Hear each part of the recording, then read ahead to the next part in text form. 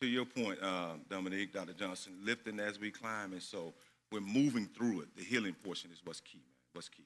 And those are good segments there. We're gonna go into the next segment, fellas, and just hang in there. It's gonna get tighter and tighter.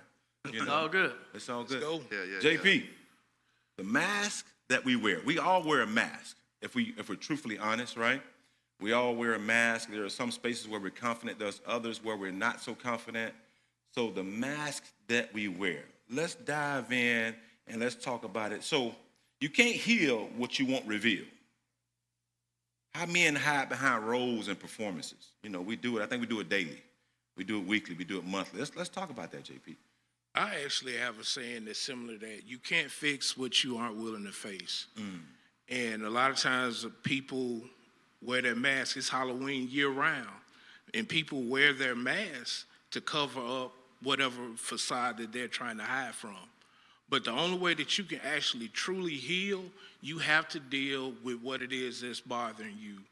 And a lot of times people wear these masks. And I'm not talking about, the code switching where you have to act a certain way, be a certain way when you're working in corporate America, because then you don't want to get labeled. You can't act a certain way because you don't want to get labeled as the angry black man. And so you have to take all of these things into consideration. But I do notice that people tend to wear masks. They're usually hiding from something.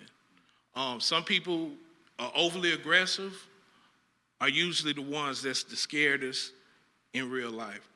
And until you really sit down and break down every obstacle that you face, you're not going to be properly healed, and you're going to continue to revisit these issues, and you're going to continue to wear your mask. I will say, too, also about wearing a mask. I know I had to go to therapy to figure out what mask I had on. I remember the therapist asked me, he said, you didn't grow up with a father. Where did that anger go? And I was like, what anger? I ain't got no anger. I'm in corporate America. I'm getting to the top. He's like, there it is right there. I'm like, I do. Right. But I've worn this mask comfortably for 40 plus years. Reason being because it's part of my survival. Now, breaking this mask off and being vulnerable, that's the scary part. Right. Because sometimes I won't know who I am, because the people I identify with as men aren't really 100% men. That's why having a group like this, like Beyond the Cave, you get around actual men that have stood the test of time and gotten to a point now where they are who they are, and you understand who they are. And you understand they've pulled the mask off. They've been vulnerable to you. They've opened up and talked about who they really are. And that's the biggest thing, is to talk about who you really are is very difficult as a man. Because how do we learn how to be men? From other men that weren't good role models. Growing up with what? Remember the locker room talk? Yeah. Then ain't nobody had no sex, but everybody think they did something, man. That's how you learn how to be a man from other men that are their boys, and you try to figure it out. Right. Sometimes you'll get to your 20s or 30s before you understand that you're not a man, and then start learning again by you get to your 40s how to be a real man. It takes some time.